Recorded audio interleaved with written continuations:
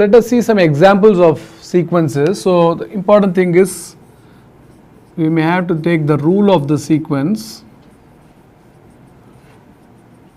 So otherwise we may not exact hold of the sequence. So rule of the sequence and the sequence. So let us tabulate like this. Okay, so this is the first sequence we are concentrating. Let the nth term to be 3 power n, right? So what happens, the first term is going to be 3 and the second term t2 is 3 power 2, that is 9, or we can even write 3 squared.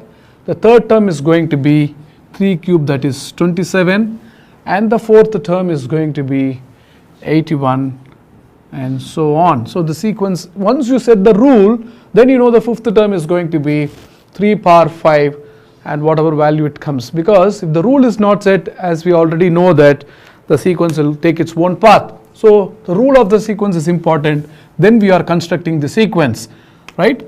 Okay, let us take another example. The first term is going to be, say, 7. So let us take the first term to be 7, and thereafter you are going to have, say, n plus 1th term and nth term. The difference is going to be 2, and for, of course, n is going to be a natural number. So what it means is the starting term is defined as 7, and n plus 1 is, that is the next term minus the current term, because nth term is current term, means n plus 1th term is the next term. So any next term minus current term for any combination of next and current is going to be 2. That means if you have a 7 as the current term, the next term has to be 9. Then you can see 9 minus 7 is going to be 2. But if 9 becomes the current term, what is the next term? The difference has to be 2, therefore it must be 11. Similarly, we can proceed. Since the difference is going to be 2, therefore the sequence has to be 7, 9, 11, 13, 14, etc. Okay, so now if you are going to have the number of, diagonals of a polygon, right?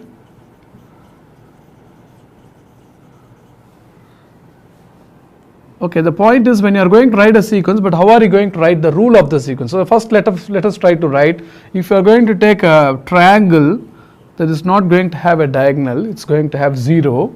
Then if you take a quadrilateral, it will be 2, and if you are going to take a pentagon, it's going to be 5, hexagon have 9, and then 14, etc. Fine, but how to write the rule? If you are going to take a triangle, it's not going to have a diagonal, number of diagonals is 0, quadrilateral is 2, pentagon is 5, and 6-sided polygon, that is hexagon, is 9, 7-sided polygon is 14. But how to write the rule? So you can see that is you are going to have the nth term, right? Nth term is going to be number of diagonals of n plus 2-sided polygon. So it is better you define the rule like this. The reason is, if you take the first term, number of diagonals of 1 plus 2-sided polygon means 3-sided polygon, that is 0.